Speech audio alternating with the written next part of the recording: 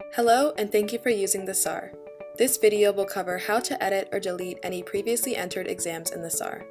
If you have additional questions after watching this video, please email support@scarletcs.com or visit scarletcs.zendesk.com to view FAQ, other videos, or to submit a question to customer support. You can also contact us through the Help tab in the SRAR after you've created your account. To start making changes to your exams, first go to the Enter Exams tab. Here you should see any exams you have entered into the SRAR. There will be edit buttons in the upper right-hand corner of each section.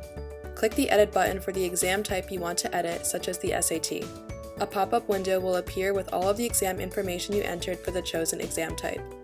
Here you'll be able to edit the exam date or the score received, and will also have the option of deleting an exam completely. For example, if I entered the date of one of the SAT tests I took incorrectly, I can change it by typing the correct date or using the calendar tool. If I need to correct the score I received for a portion of the exam, I can type or select the correct score from the drop-down menu. From there, I would click Save Changes at the top or bottom of the pop-up window. To remove part of an exam, I would simply hit Remove Exam under the section I want to delete and then click OK. That's it!